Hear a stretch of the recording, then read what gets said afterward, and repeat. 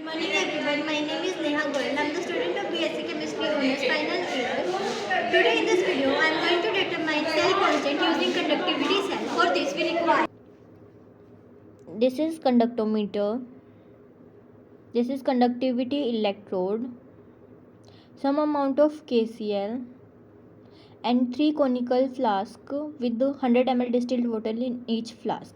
Now we prepare our 0.1 N normality KCl solution, 0.01 N normality KCl solution, 0.02 N normality solution by dissolving KCl in it.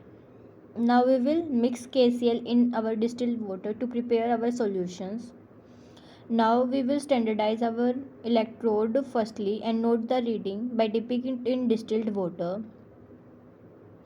Now we will calculate the value of conductivity for 0.1 N and note the value. We will again dip the electrode in distilled water, washing it, and we will dip it now in 0.01 N KCl solution and note the value of conductivity.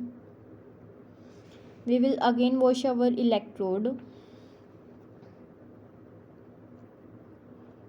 and now we will dip it in 0.02 N normality solution and note the reading. These are our value of specific conductivity at different temperature. जो हमने कंडक्टोमीटर पे value note की थी वो हमारी थी temperature 30 degree Celsius पे। तो हमने सॉल्यूशन लिया था 0.1 N normality, 0.01 N normality and 0.02 normality का सॉल्यूशन। तो जब हमने इनकी स्पेसिफिक कंडक्टिविटी मेज़र की टेबल के through at 30 degree Celsius temperature पर, तो 0.1 एन नॉर्मेलिटी की तो आई 0.01412, 0.01 एन नॉर्मेलिटी की आई 0.003036 एंड 0.02 एन नॉर्मेलिटी की आई 0.001552। और जो हमने ऑब्जर्व कंडक्टिविटी की थी, यानी कि जो हमने कंडक्टोमीटर के थ्रू वैल्यू निकाली है इन सब की, वो थी हमारी 0.1 एन नॉर्मेलिटी की सोल्यूशन की इतनी आई थी, 0.01 एन नॉर्मेलिटी की सोल्यूशन की इतनी आई थी और 0.02 एन नॉर्मेलिटी की सोल्यूशन की इतनी आई थी।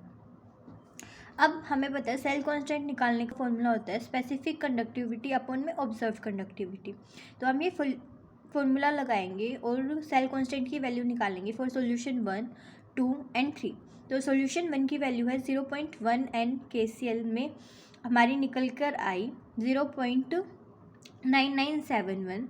फॉर सॉल्यूशन 2 हमारी निकल के आई 0.857 एंड फॉर सॉल्यूशन 3 हमारी निकल कर आई 0.934। तो अब हम इसका एवरेज निकाल देंगे, यानी कि मीन निकाल देंगे, मीन सेल कांस्टेंट। उसका फॉर्मूला होता है हम solution 1 plus solution 2 plus solution 3 की जो हमारी सेल कांस्टेंट की वैल्यू को डिवाइड कर देंगे 3 से। फिर जो हमारी तीनों सॉल्यूशन की मीन की वैल्यू है वो निकल कर आएगी 0.9295। Thanks for watching.